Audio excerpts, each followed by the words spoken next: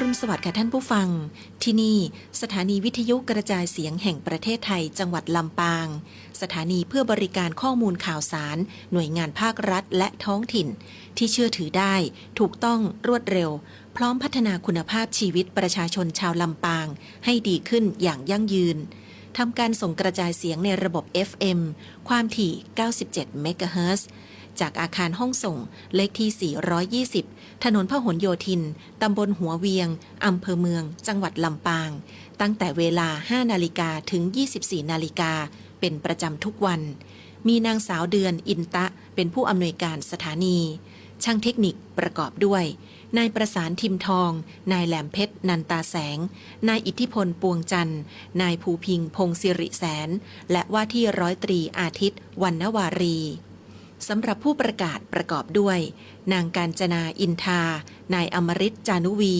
นางอัชราพรปวงจันทร์ และนางสาวชุติการเหล่าชัยค่ะวิทยุแห่งประเทศไทย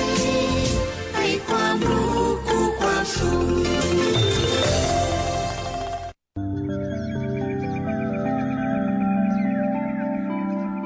สถานีวิทยุกระจายเสียงแห่งประเทศไทยจังหวัดลำปาง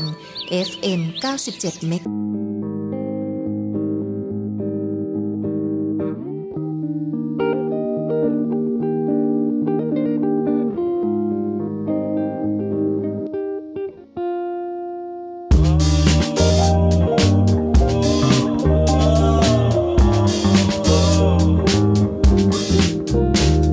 เดิมที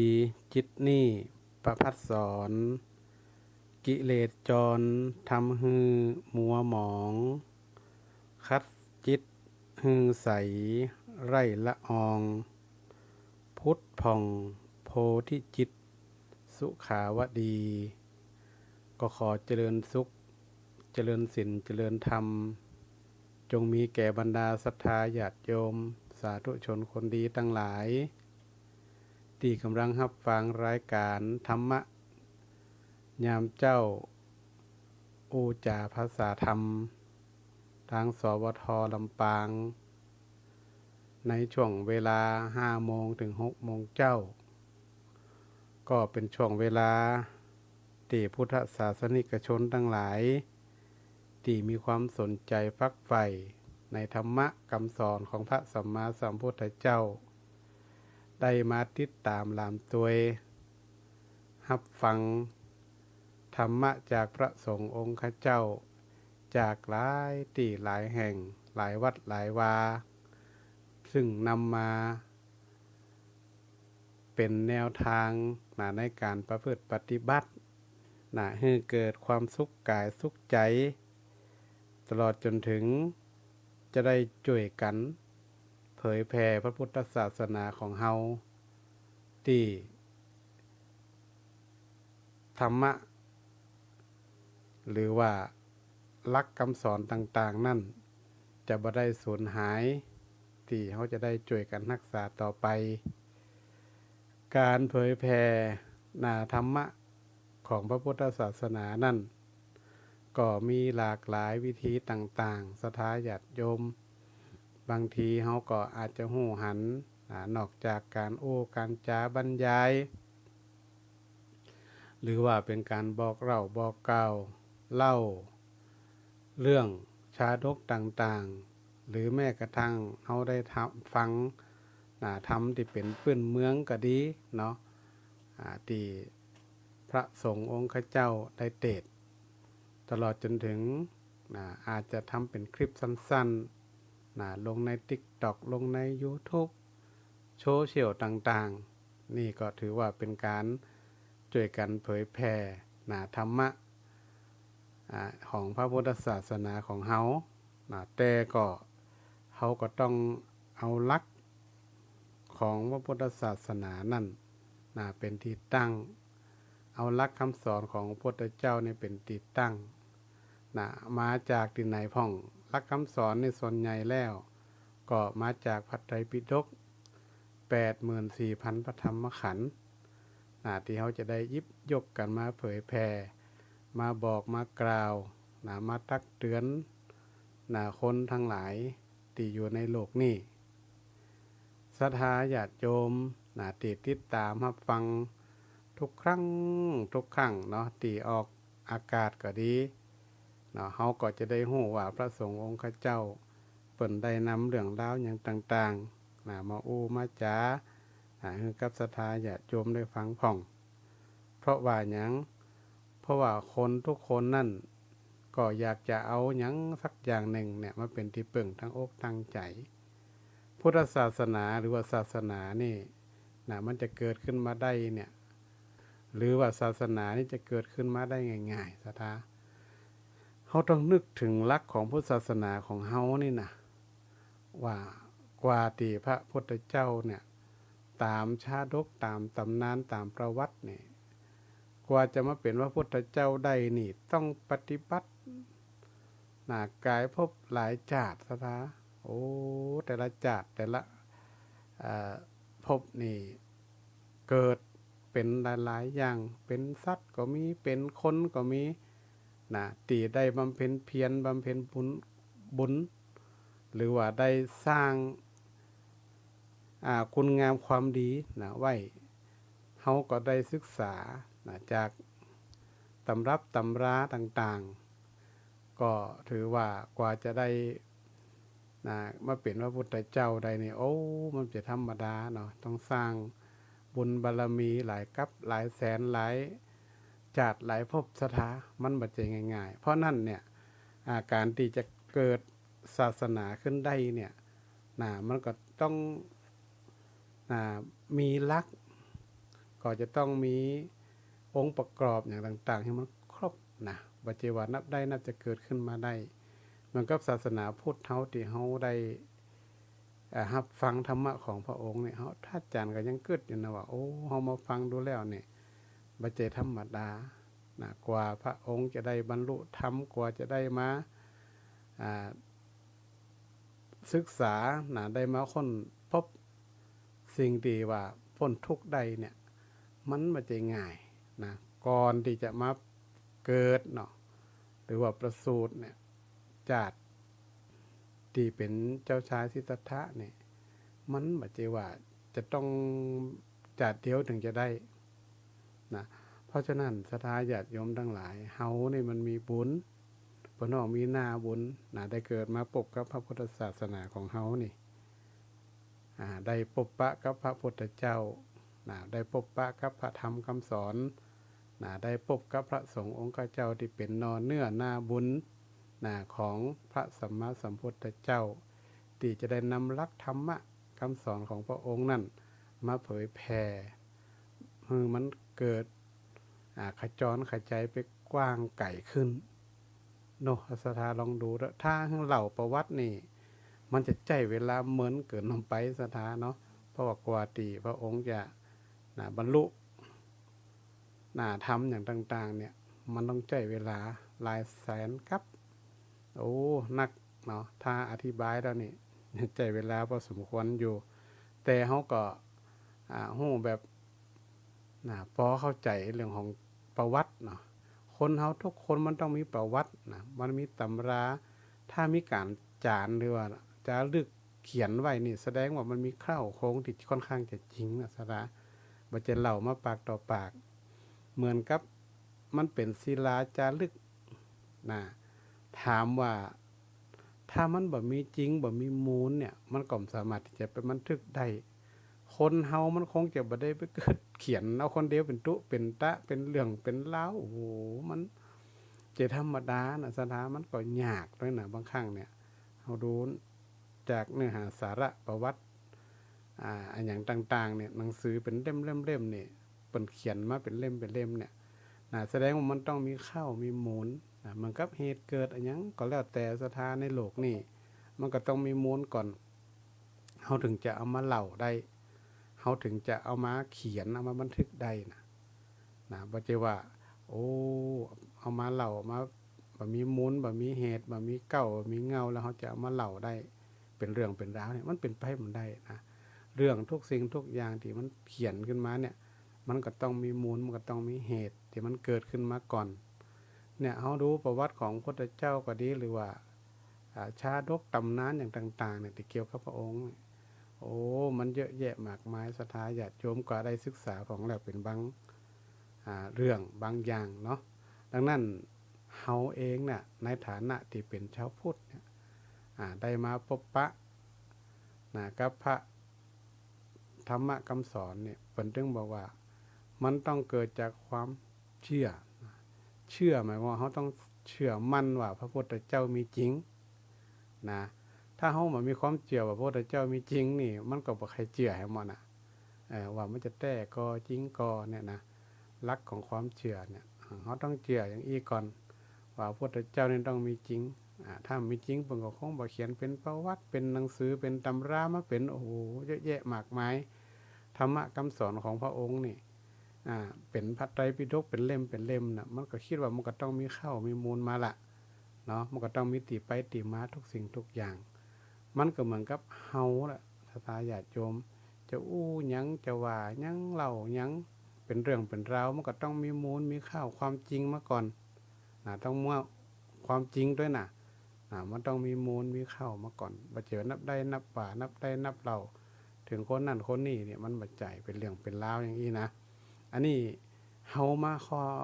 มีข้อสังเกตศรัทธาเพราะว่าถึงวันเนี่ยเหตุการณ์ที่มันเกิดขึ้นในเมืองไทยเฮามันมีหลายประเด็นหลายเรื่องหลายราวที่มันเกิดขึ้นเนี่ยเฮาเนี่ยบางทีก็ค่อยเขวพ่องบ่แน่ใจพ่องเนาะว่ามันจะเป็นจะได้อันไหนเป็นจริงอันไหนเป็นเท็จ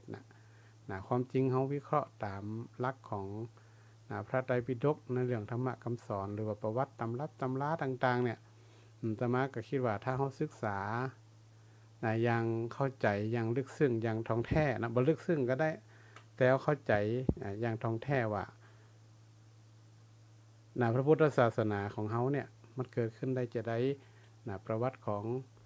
ศาสดาตลอดจนถึงธรรมะเนี่ยมันมีได้จะได้เนี่ยมันก็มีข้าวมีมูลติมีความเชื่อมั่นได้ว่าพุทธศาสนาของเฮานี่เป็นหลักธรรมะคำสอนที่สามารถนำไปประพฤติปฏิบัติได้แล้วก็มีตำรับตำรามันจะแค่มาประเทศไทยอย่างเดียวต่างประเทศก็มีสถาประเทศที่มันมีเกี่ยวข้องกับพุทธศาสนามันก็มีประวัติเหมือนเดียวกันทุกที่มีเหมือนกันหมดอันนี้เขาก็สร้างความเชื่อมั่นนะครับชาวพุทธเขาต้องมีความหนักแน่นมีความมั่นคงในหลักของพระพุทธศาสนาของเขาเขาจะบ่หวั่นไหวคลอนแคลนกับเหตุการณ์ที่มันเกิดขึ้นที่มันอาจจะบั่นทอนให้กับชาวพุทธเขาได้เสียความมั่นใจเรื่องของ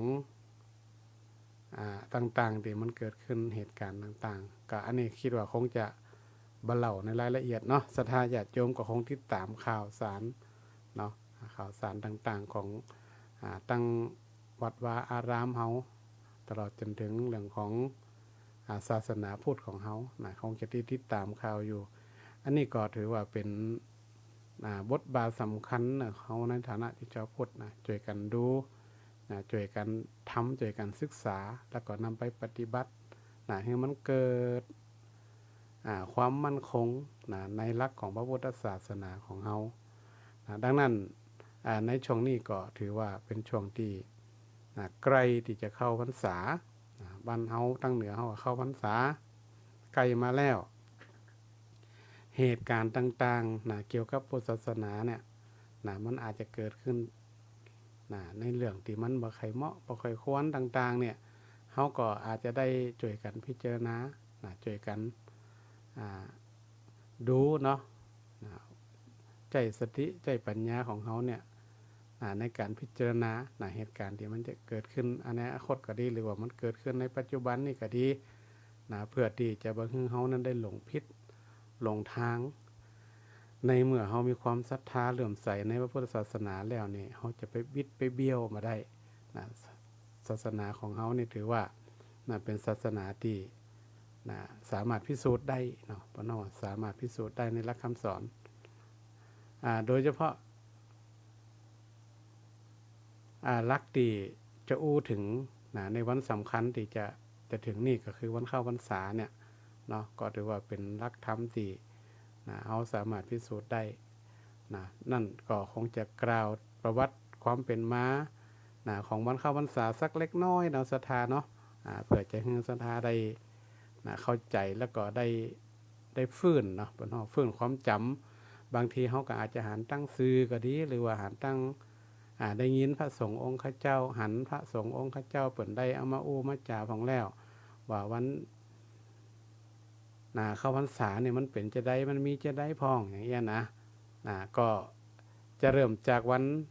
แรกก็เป็นวันอาสาฬหบูชาวันอาสาฬหบูชาเนี่ยก็มีความสำคัญต่อพระพุทธศาสนาก็เป็นวันหนึ่งที่มีความสำคัญ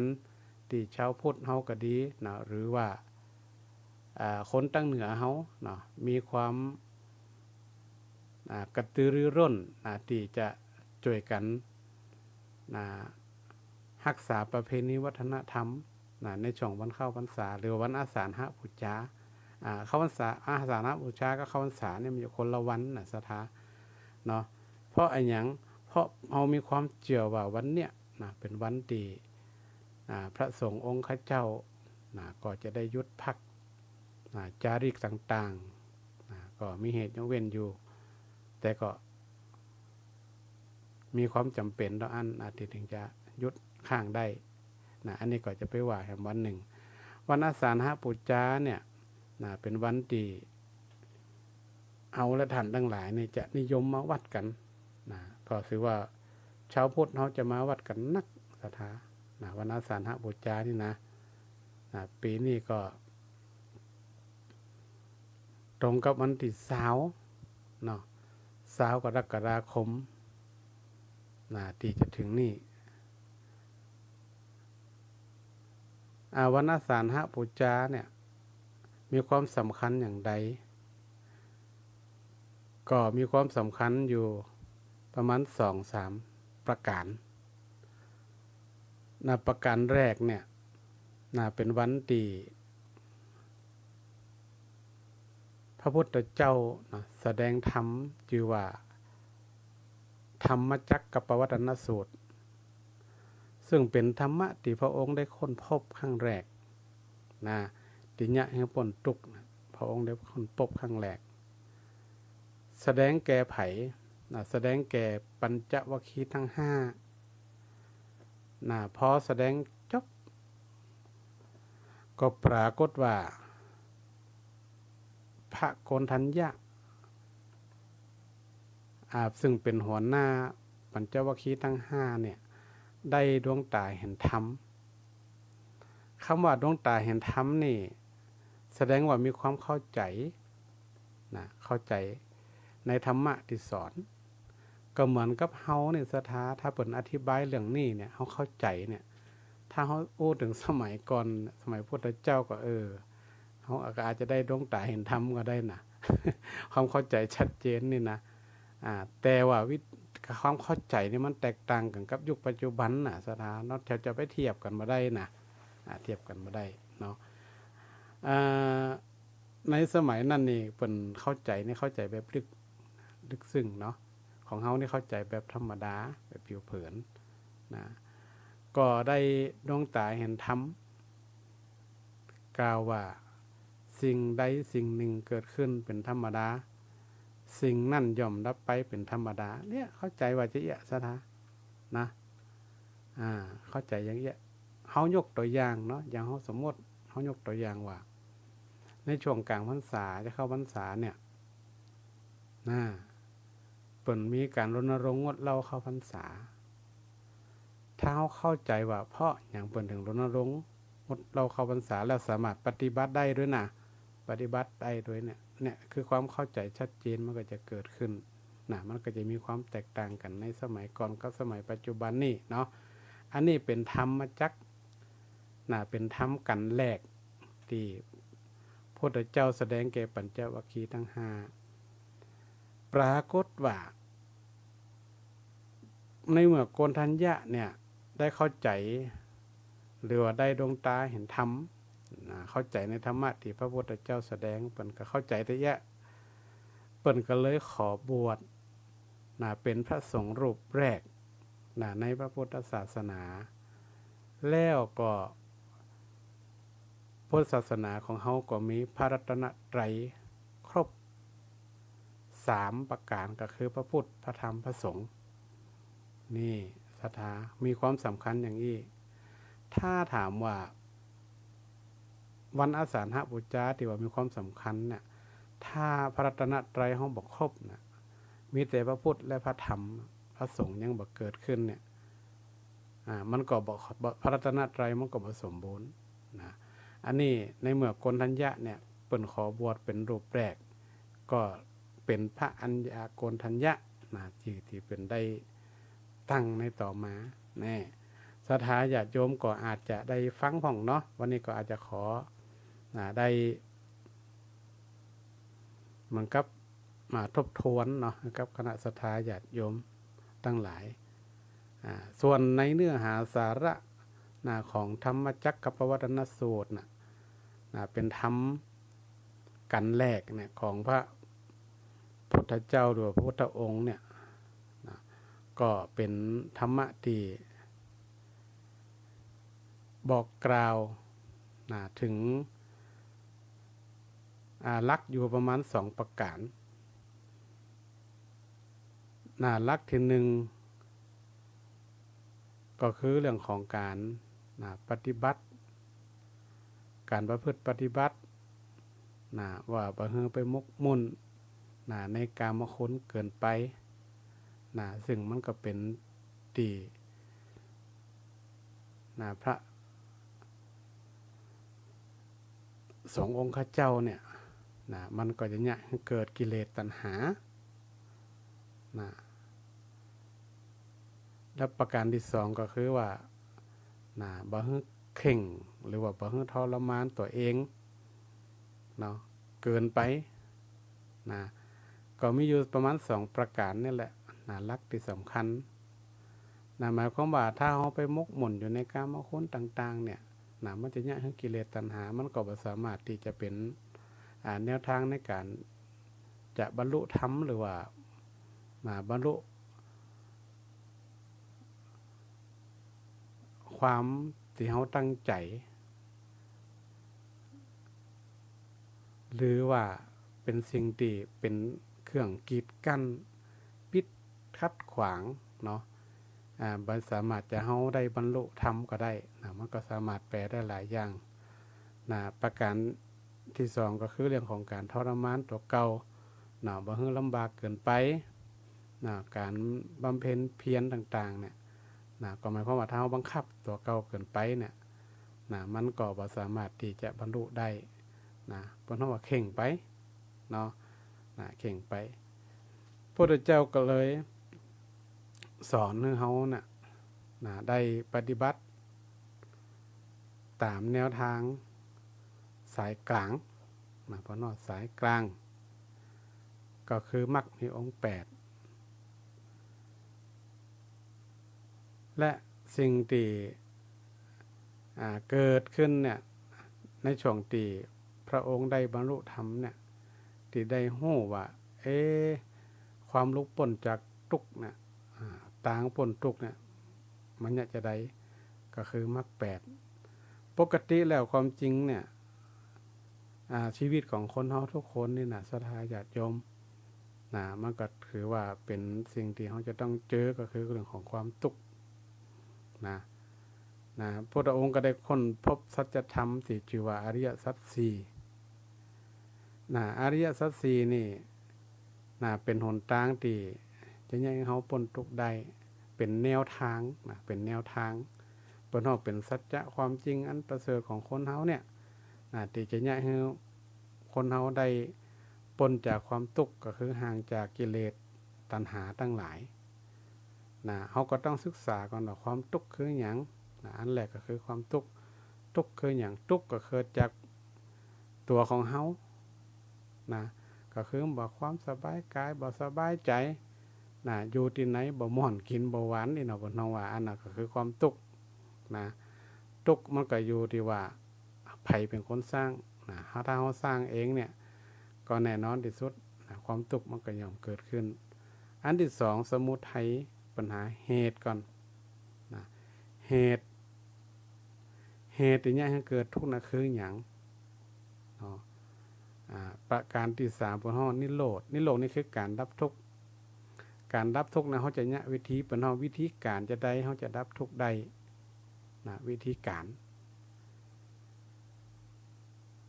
อันที่4เปิ้นฮ้อมักหนทางนะแนวทางในการแก้ไขปัญหาว่าเฮาฮึทุกข์เนี่ยมันเกิดขึ้นแหมเนาะมาฮือความทุกข์มันเกิดขึ้นกับเฮาแหมนะก็สรุปง่ายๆคือว่าทุกข์ก็คือปัญหาที่มันเกิดขึ้นสมุทัยเนี่ยก็คือเหตุที่มันเกิดขึ้นมาเนี่ยมันเกิดขึ้นได้จะใด3ก็คือนิโรธการดับก็คือการหาวิธีการต่างๆและก็มรรคหมายถึงว่าหนทางที่เขาจะเอามาแก้เนี่ยบ่ให้มันเกิดขึ้นแหมเนี่ยนะเขายกตัวอย่างง่ายๆนะสัทธาเนาะอันนี้เปิ้นเฮาว่าหลักอริยสัจ4เนี่ยเป็นหลักของทางวิทยาศาสตร์สามารถจะพิสูจน์ได้ยกตัวอย่างสมมติว่าเฮาทุกข์เฮาบ่มีสตังค์เนาะสมมติเนาะเฮามีเงินตอนเนี้ยทุกข์มีเงินหาต่อได้กำปอเนาะมันก็ตึงวิตตึงขาดอยู่เอาก็ดูอันที่2ว่าสมุทัยเนี่ยเหตุที่มันเกิดเนี่ยมันเกิดจากอย่างที่เฮามีสตังค์เนี่ยมันบ่ปอหาแต่ฮื้อก็บ่ปอเนี่ยเฮาต้องไปดูหาเหตุมันเนาะหาเหตุว่ามันเปิดจากหยังพ่องหาเฮาใจมันจำเป็นก็แน่เฮาก็ต้องหาเหตุมันละว่ามันมีหยังพ่อง1 2 3 4 5มันเป็นจีโลเนี่ยประการที่3ก็คือการดับก็คือวิธีการที่เฮาจะให้มันปอเฮาฮู้เหตุแล้วก็ต้องหาวิธีการสถาญาติโยมว่ามันเกิดจากอันนี้มันจำเป็นโลนี่อันนี้มันจำเป็นอันนี้บ่สมควรจะซื้อจะใจจะนี่มันบ่สมควรจะเสี่ยงเตี้ยเนี่ยเฮาก็ฮู้วิธีละแล้วก็อันที่4เนี่ยหมายว่าเฮาเนี่ยจะได้เฮาจะมีเงินให้มันปอนี่ยกตัวอย่างก็หมายความว่าเฮาก็ต้องขยันจะไปขี้ข้านสถาถ้าขี้ข้านเนี่ยก็มีความจริงเนี่ยเงินทองมันมีหมดทุกที่ทุกแห่งทุกหนในทั่วไปแต่อยู่ที่ว่าเฮาจะขยันไปหามันก็มันได้มาหาเฮาคนเดียวเงินทองนี่นะเฮาต้องขยันหามันเฮาต้องไปหามันเนี่ยเพิ่นว่าเฮาต้องมันหานี่คือการวิธีแก้หรือว่าแนวทางแบบเจ้าบ้านเฮาโอกาสง่ายๆคือแบบเจ้าบ้านเฮาว่าทุกข์คือหยังสมุทัยคือหยังนิโรธคือหยังมรรคคือหยังมรรคก็คือเป็นหนทางที่เฮาจะแก้ปัญหาก็ยกตัวอย่างละอย่างที่เฮาบ่มีสตังค์ตังค์บ่พอเนี่ยก็คือความทุกข์สมุทัยก็คือหาเหตุมันก่อนมันเกิดจากหยังที่มันบ่พอที่มันมีเนี่ยอันที่3ก็คือหาวิธีการที่เฮาจะไปแก้ตรงนั้นและสุดท้ายก็เป็นวิธีการที่ยะเฮาพอเพียงพออย่างแต่ในทางอริยสัจ4หรือว่าอริยมรรคเนี่ยก็ได้กล่าวว่า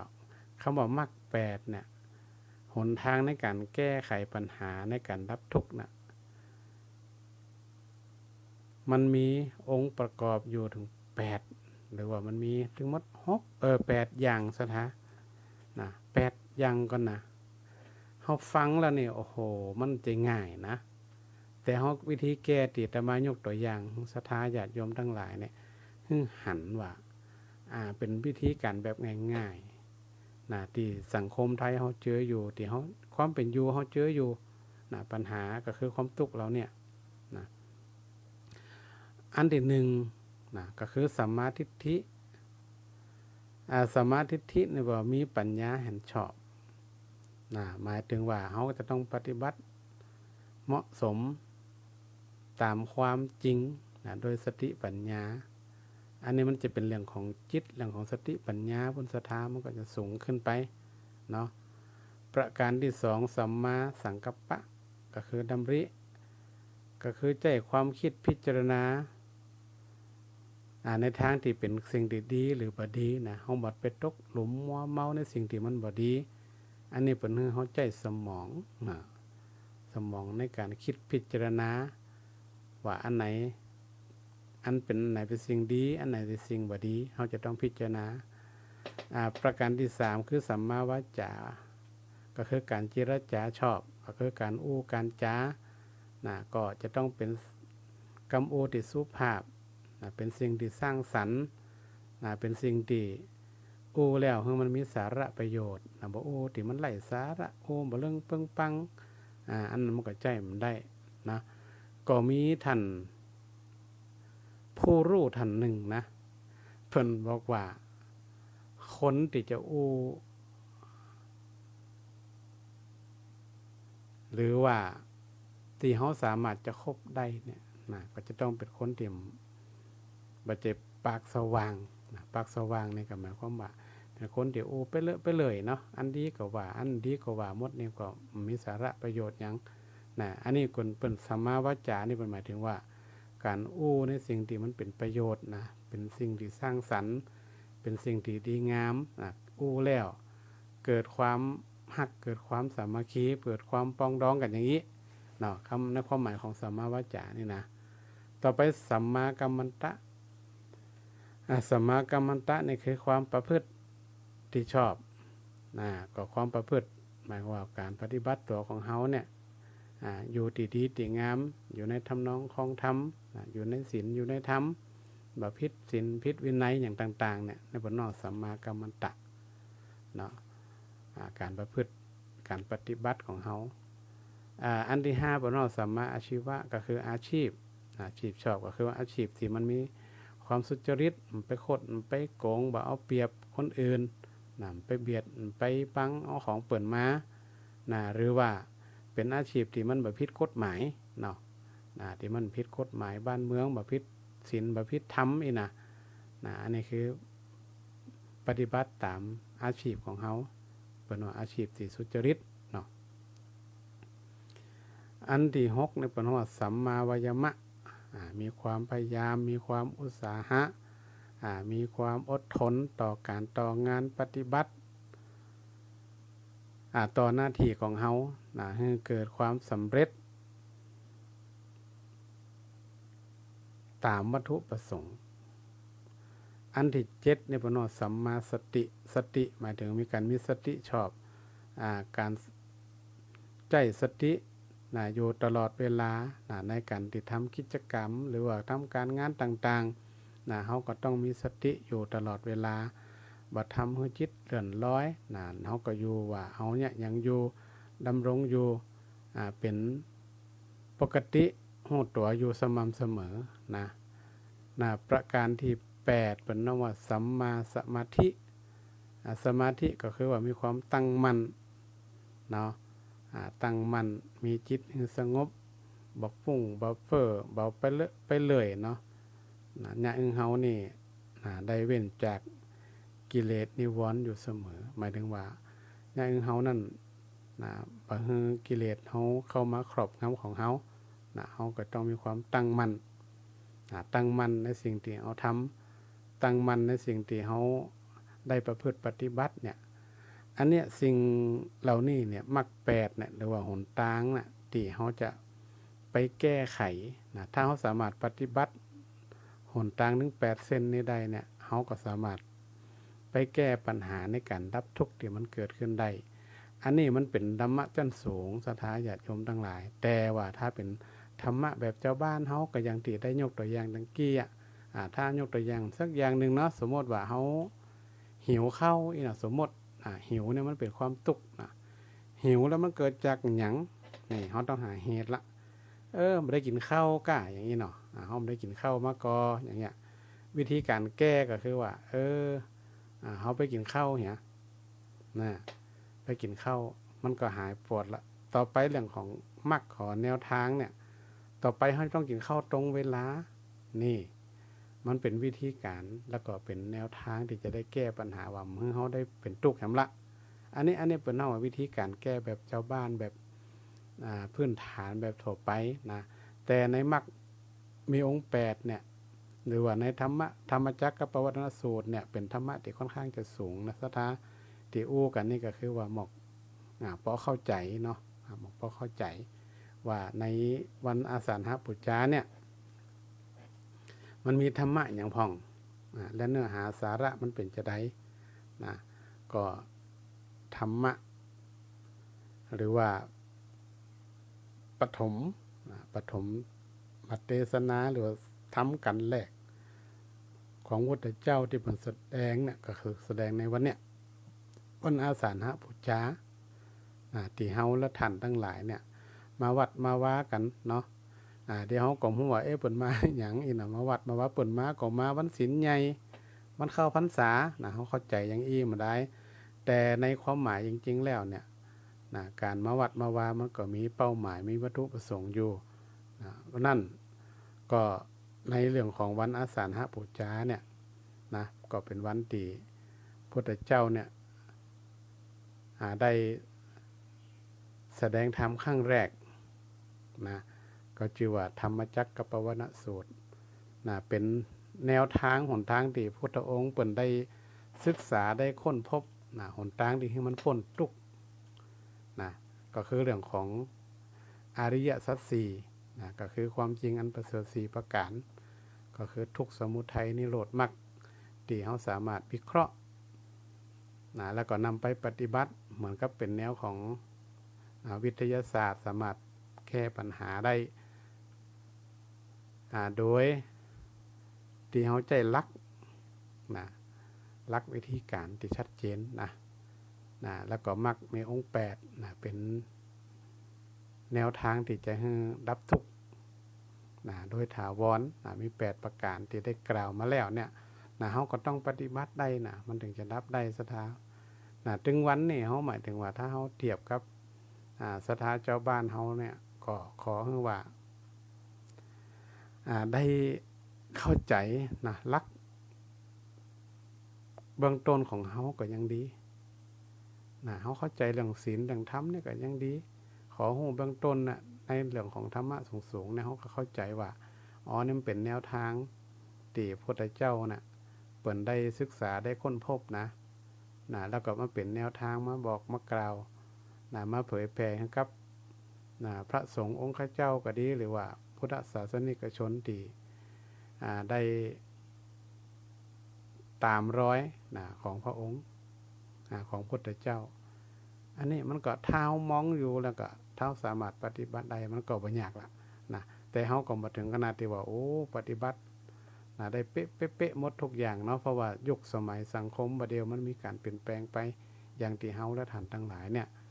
ได้ฮู้ได้เข้าใจเขาจะเอาสมัยพุทธเจ้ามาว่าหมดนี่มันก็บ่ใจมันก็บ่ใจของเก่ามันก็ถือว่าเป็นสังคมยุคใหม่สังคมที่มันมีการเปลี่ยนแปลงถ่ายทอดแต่ละเจนมาแล้วก็แถมอันหนึ่งที่มีความสำคัญในวันอาสาฬหปุจจาก็คือการเกิดพระรัตนตรัยครบ3ประการก็มีพระพุทธมีพระธรรมมีพระสงฆ์ก็คือพระสงฆ์ที่เกิดขึ้นก็คือพระอัญญาโกณฑัญญะที่ได้ดวงตาเห็นธรรมเสร็จได้ฟังธรรมจักรกับปวัตนสูตรแล้วเนี่ยก็ได้ดวงตาเห็นธรรมก็ขอบวชก็อยากให้เกิดพระสงฆ์รูปแรกก็ทำให้พระรัตนตรัยครบ3ประการเกิดขึ้นอย่างสมบูรณ์อันนี้ก็ถือว่าเป็นประวัติหรือว่าความเป็นมาศรัทธาญาติโยมเนาะที่ได้จะทำมาทบทวนให้ก็ได้เนาะศรัทธาก็อาจจะได้ฟังมาทุกปีหรือว่าอาจจะได้ฟังจากพระสงฆ์องค์ข้าเจ้ารูปอื่นผ่องตั้งโซเชียลผ่องเนาะก็อาจจะได้หู้ทราบมาเป็นบางส่วนแล้วอย่างที่ได้กล่าวไว้ตะกี้ว่าวันอาสาฬหปุจจาเนี่ยเขาจะนิยมไปวัดกันไปวัดเขาก็ต้องเข้าใจด้วยว่าไปอย่างพ่องศรัทธาว่าจะไปก็คือไปอันดับแรกเลยนี่เขาต้องไปวัดตัวเขาไปวัดเนี่ยไปวัดตัวเขาไปวัดจะได้ไปวัดว่าจิตของเขามีความนิ่งขนาดไหนเนาะไปแล้ว ไปแล้วมาได้อย่างมาก็เสียเวลาเนาะไปแล้วไปบ่ได้นำมาประพฤติปฏิบัติมันก็บ่ได้อย่างนะเปิ้นฮ้องว่าที่นิยมกันไปก็คือเรื่องการทำบุญตักบาตรก็ดีนะปฏิบัติธรรมรักษาศีลนะฟังเทศน์ฟังธรรม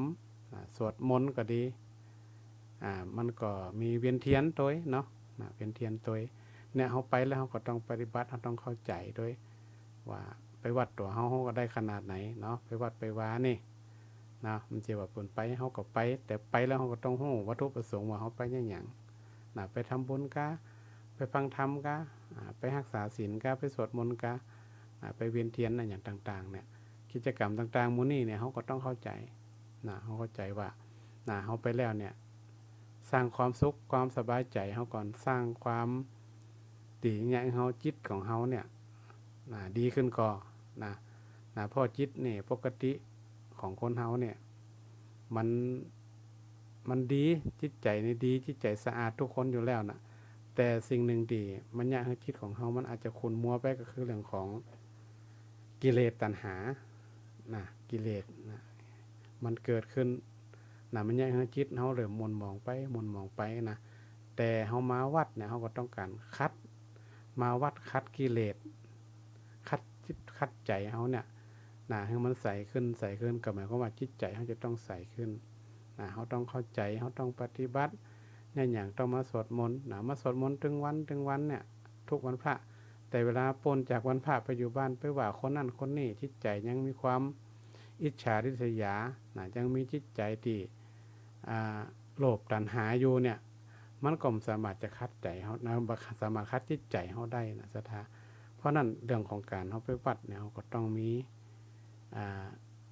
ความเข้าใจความโง่เนาะแล้วก็นำไปปฏิบัติได้นะในทัดวันแห่งวันหนึ่งเนาะก็ถือว่าเป็นวันเข้าพรรษาเนี่ยวันเข้าพรรษาเนี่ยส่วนมากก็จะเกี่ยวกับพระสงฆ์โดยตรงเนาะประวัติความเป็นมานี่ก็เอาคร่าวๆเนาะว่าพระสงฆ์องค์ข้าเจ้านี่ส่วนมากก็จาริกไปคับคลิปคับข่อยเนาะสมัยครับพระพุทธเจ้ากับสมัยปัจจุบันนี่มันมีความแตกต่างกันเนาะการจาริกสถาสมัยพระพุทธเจ้านี่ก็คือการเดินเนาะเดินลัดตรงลัดป่าลัดห้วยลัดหยังหนตั้งมันหนตั้งดีอย่างสมัยมันเดียวนี่เนาะการเดินก็ไปกันเป็นหมู่เป็นทีมเป็นคณะเพื่อที่จะไปเผยแผ่หรือว่าไปคิดอย่างต่างๆที่มันหรือว่าศรัทธาญาติโยมได้นิมนต์ไปก็ดีเพิ่นว่าคิดถ้าภาษาเฮาก็คือว่าคิดนิมนต์ภาษาบ้านเฮาบัดเดียวเนี่ยสมัยก่อนก็เป็นคิดของสงฆ์กิจกรรมกิจวัตรอย่างต่างๆเพิ่นก็อาจจะมีแนวทางในการที่จะปฏิบัติอาจจะมีความแตกต่างกับสมัยปัจจุบันยิ่งถ้าเป็นสมัยพระพุทธเจ้าเนี่ยปกว่าในเมื่อพระสงฆ์ของพระเจ้าเนี่ยจะเรียกไปหันไปนี่มาตลอดปีแล้วเนี่ยในช่วงนี้ก็เป็นช่วงฤดูฝนเข้ากราสัตว์เล็กสัตว์น้อยอย่างต่างๆเนี่ยมันก็เริ่มออกกลัวไปหย่ำใส่ป่อนหย่ำใส่สัตว์เล็กสัตว์น้อยผ่องหย่ำใส่เข้ากาเปิ่นของเจ้านาของเจ้าบ้านผ่องจะเกิดความเสียหายเนาะพระพุทธเจ้าก็เลยมีบัญญัติว่าให้หยุดก่อนใน3 เดือนนี้ให้หยุดพักตีได้ตีหนึ่งตีได้ตีหนึ่งก่อนสมัยพุทธกาลนี่ก็อาจจะปัจจัยเป็นวัดแล้วเนาะเพราะมันคงจะมีวัดนักขนาดนั้นสมัยนั้นนะก็อาจจะมีสถานที่เหมาะสมที่พระสงฆ์องค์ข้าเจ้าจะยุดปฏิบัติศาสนาคริสต์ก็อาจจะมีอยู่แต่ว่าในการที่จะยุด3 เดือนเนี่ยแต่ก็มีข้อแม่ศรัทธาก็มีข้อยกเว้นเนาะว่าถ้ามีเหตุจำเป็นอันหยังที่จะไปได้พ่องก็ยังมีอยู่เพราะว่าการยุดเนี่ยบางทีมันก็มีความจำเป็นไปอยู่เช่นไปดูแลป่อดูแลแม่จะเป็นเย็นอุ่นก้าเนี่ยเป็นยังอนุญาตอยู่ไปหาไปเงินทองคิดของศรัทธาที่เปิ่นนิมนต์ไปเนี่ยก็ยังไปสนองศรัทธาได้อยู่ หรือว่ามีเหตุภัยต่างๆเกิดขึ้นเขาก็สามารถที่จะขยับขยายได้หรือว่าจะเป็นเรื่องของการไปหาศรัทธาญาติโยมเนาะบัดเดียวเท่าถึงมองถึงสมัยเดียวเนี่ยกับงานของคณะสงฆ์ศรัทธาบางทีกับไปประชุมหันประชุมนี่นะมันก็มีความจำเป็นนะช่วงกลางพรรษานะก็ต้องไปนะเพราะว่าบางทีเป็นจัดช่วงกลางพรรษานะมันก็จำเป็นต้องไปอันนี้ก็เป็นวันเข้าพรรษาเป็นประวัติของเข้าพรรษาก็อาจจะในรายละเอียดติดน้อยๆเนาะศรัทธาก็ส่วนมากก็พอจะเข้าใจแล้วก็พอจะหูแนวทางในการปฏิบัติของพระสงฆ์องค์ข้าเจ้าอยู่เพราะว่าเฮาได้ฟังได้ดูจากโซเชียลตามสื่อต่างๆมันก็มีอยู่เฮาก็พอหูแต่ว่าบางทีอาจจะบ่เข้าใจหูแต่อาจจะบ่เข้าใจเนาะในช่วงนี้ก็ถือว่าเป็นช่วงเวลาโอกาสที่พระสงฆ์องค์ข้าเจ้าก็จะได้ศึกษาพระไตรปิฎกศึกษาพระธรรมศึกษาอย่างต่างๆไปในตัวในช่วงพักถ้าบ่มีเหตุการณ์จำเป็นอย่างก็บ่ได้ไปพักข้างคืนที่อื่นอันนี้ก็เป็นในช่วงเทศกาลเนาะก็เทศกาลเข้าพรรษาวันอาสาฬหบูชาวันเข้าพรรษาเนี่ยก็จะได้ถึงพระสงฆ์องค์ข้าเจ้าถึงศรัทธาญาติโยมก็ถือโอกาสตรงเนี้ยทำกิจกรรมร่วมกันเนาะบ่ว่าจะเป็นการรอเทียนก็ดีถวายเทียนพรรษาก็ดีสมัยนี้มันมีการเปลี่ยนแปลงอย่างที่ได้กล่าวมาข้างต้นศรัทธาว่าเมื่อก่อนนี่เป็นใจเตียนจุดก็คือตามไฟเนาะสมัยก่อนจุดไฟใจเตียนแต่สมัยปัจจุบันนี่มันใจไฟฟ้าเนาะไฟฟ้าบางวัดนี่ก็ใจหลอดไฟบางวัดนี่ก็เป็นไฟโซลาร์เซลล์เนาะ แสงอาทิตย์ประเดี๋ยวนี้นะบางทีผมก็แล้วแต่วัดแต่ละวัดแต่ละวานเนี่ยเพิ่นก็จะเอาอย่างมาต้านก็ใจได้หมดนะมันก็ถือว่าประยุกต์ตามยุคสมัยนะสถานเนาะก็บ่ถือว่าเป็นการผิดนะเฮาจะแบบมันผิดจารีตผิดประเพณีมันใจก็ตามยุคตามสมัยเนาะเพราะว่าบัดเดี๋ยวนี้มันก็มีเทคโนโลยีสมัยใหม่ขึ้นมาแหมก็คือเรื่องของไฟฟ้าแสงอาทิตย์หรือว่าห้องว่าโซลาร์เซลล์เนี่ยมันก็ในความสะดวกได้อยู่ดังนั้นเรื่องของวันสำคัญทางพระพุทธศาสนาก็ถือว่ามันเป็นหน้าที่เป็นบทบาทของชาวพุทธของเฮาเนาะที่จะต้องช่วยกันรักษา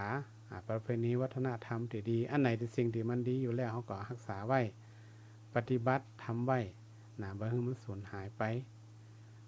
อันไหนที่มัน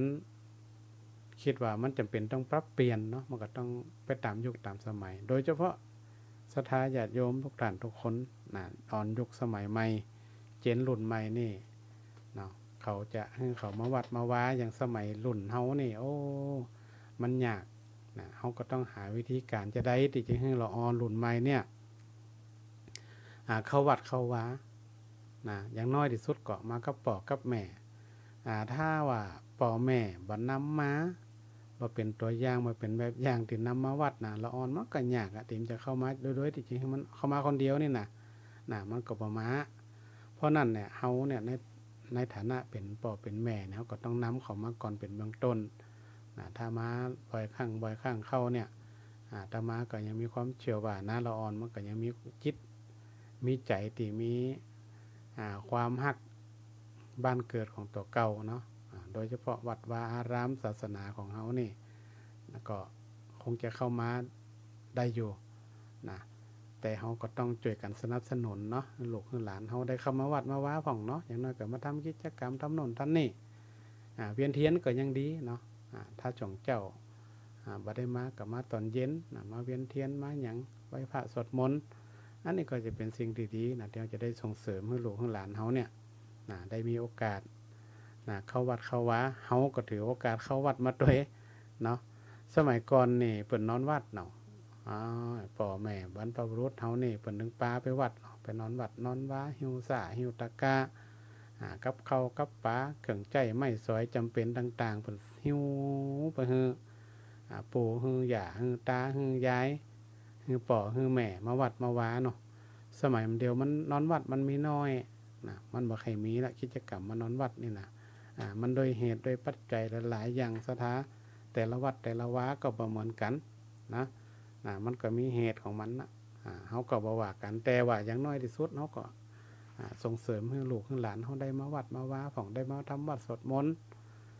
ได้มาเวียนเทียนก็ยังดีนะแต่มาคิดว่าในช่วงเจ้าเขาได้มาทำบุญตักบาตรเนี่ยมาช่วงตอนเย็นมาพระสวดมนต์มาเวียนเทียนนี่ก็ยังดีดีกว่าบ่มานะถ้าจะได้ก็ศรัทธาญาติโยมเนาะขอฝากกับทุกท่านด้วยว่าเฮาก็จะต้องส่งเสริมเนาะลูกหลานตันเต้าเฮานี่ได้รักษาพระพุทธศาสนาของเฮาตัวยุคเฮาหมดไปรุ่นใหม่รุ่นลูกรุ่นหลานรุ่นเลนก็จะได้เข้ามาแทนเนาะมันจะว่าหายไปหายจนหมดนะหายจนหมดจนเสี่ยงนะมันก็ใจนะมันก็ไม่ไผมาเผยแผ่แทนเฮาละนะเพราะนั้นเฮาจะไปล้อแต่พระสงฆ์องค์ข้าเจ้ามันก็ใจจะไปล้อแต่คนเฒ่าคนแก่จะมาวัดมาว้ามันก็บ่ใจเฮาหนุ่มก็มาได้ละอ่อนก็มาได้สถาวัดวารามเนี่ยเปิ่นบ่ได้มีข้อจำกัดบ่ได้มีข้อยกเว้นนะเพศได้หมดปัจจัยแม่หญิงได้เข้ามาได้หมดมันจะว่าโอ้ล้อให้แก่ให้เฒ่าก่อนได้ก็มาวัดมาว้าไปหนุ่มๆมันบ่เปิง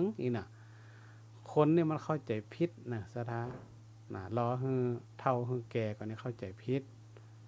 ที่ว่าจะมาวัดมาว้าเนี่ยนะความจริงคนเฮาทุกเพศทุกวัยเนี่ยสามารถอันที่จะเข้าได้หมดวัดวาอารามเฮานี่นะเพราะหยังเพราะว่าเฮาเองในฐานะที่เป็นชาวพุทธเนี่ยเราก็ต้องช่วยกันรักษาประเพณีวัฒนธรรมช่วยกันรักษาพุทธศาสนาของเฮาเนี่ยให้มีความมั่นคงเจริญรุ่งเรืองสืบต่อไปวันนี้ก่อนที่เฮาจะได้ปิดรายการเนาะก็อยากจะให้ข้อคิดกับศรัทธาญาติโยมสักเล็กน้อยเนาะว่าตามโซเชียลก็ดีตามในสื่อต่างๆเนี่ยที่เขาลงมาก็ดีเนี่ยมันอาจจะเกิดกับเรื่องของความทุกข์ที่เฮาได้ได้จ่าไว้ก็ดีเนาะเพราะว่าเนี่ยจะได้เฮาจะบ่ให้เกิดความทุกข์เก่าตัวเก่าทุกข์เปิ้นตึกตัวนะคนผู้รู้ทั้งหลายเนี่ยเปิ้นก็ได้กล่าวไว้ในเรื่องของ TikTok กันก็ดีในคำต่างๆที่เปิ้นสอนเฮาแบบยุคสมัยใหม่เนาะเปิ้นยุคสมัยใหม่เนี่ยเปิ้นว่าเฮาจะคบคนจะได้ดีมันถึงจะมีความสุขคนแรกเลยที่บ่ควรที่จะคบสถานะบ่ควรที่จะมาเป็นแบบอย่างคนแรกก็คือคนปากสว่างปากสว่างนี่หมายความว่าโอ้หมดเรื่องดีก็โอ้เรื่องห้ายก็โอ้เรื่องเปิ้นก็โอ้เรื่องตัวก็โอ้เอาเล่ามาเนื้อว่าโอ้หมดทุกสิ่งทุกอย่างนี่อันนี้เปิ้นคนปากสว่างนี่บ่ควรสถานะบ่ควรที่จะคบมันจะเกิดความทุกข์กับเฮาคนที่สองก็คือเรื่องคนที่เห็นแก่ตัวคนเห็นแก่ตัวนี่จะอู้แต่ผลประโยชน์ของตัวเก่าอย่างเดียวนะ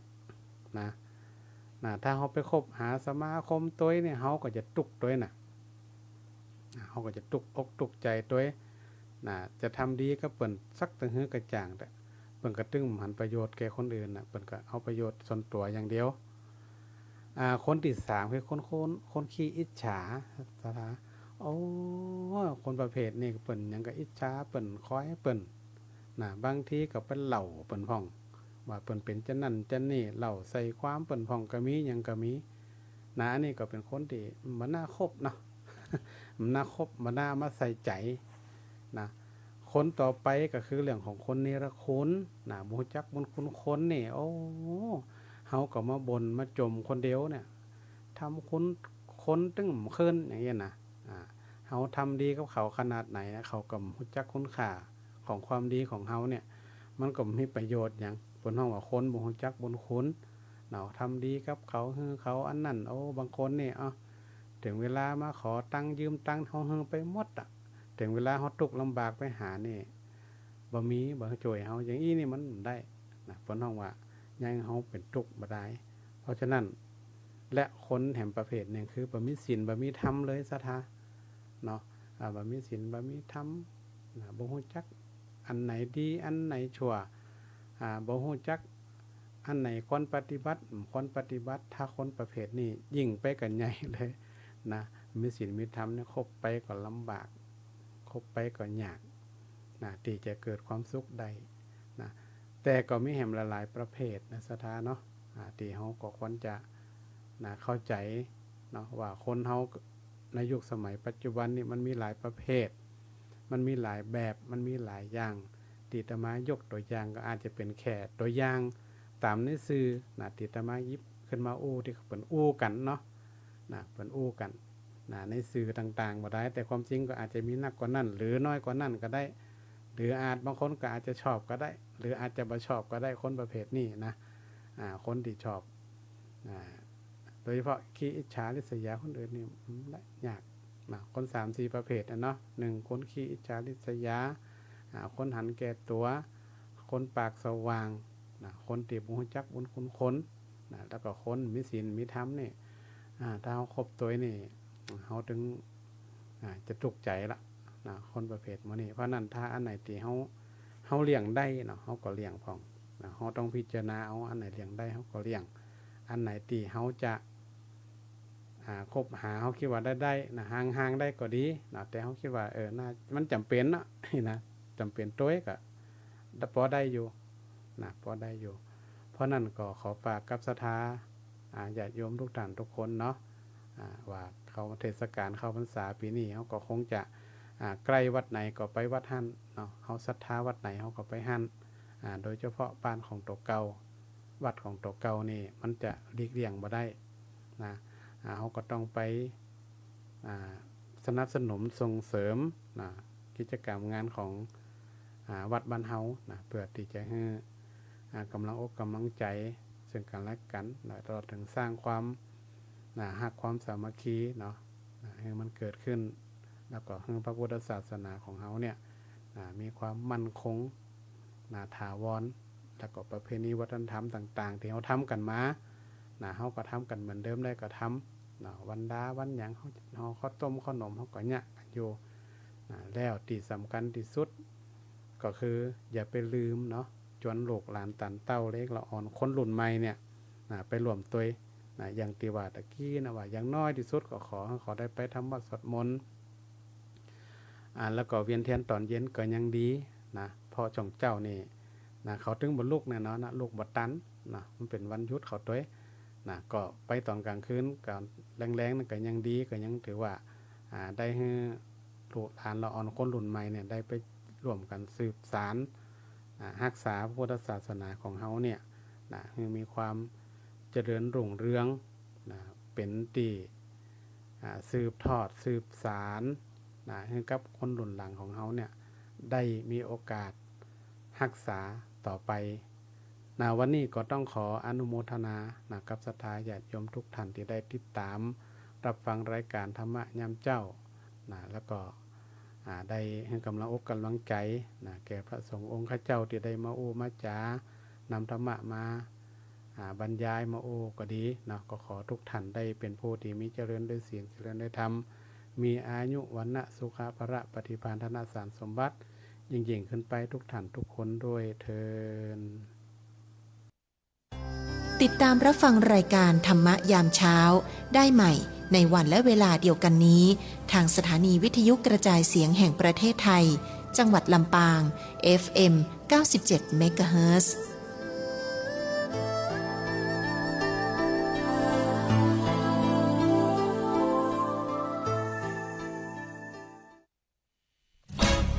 ปานาติปาตาเวรมณีอทินนาทานาเวรมณีกาเมมุสาสุราเม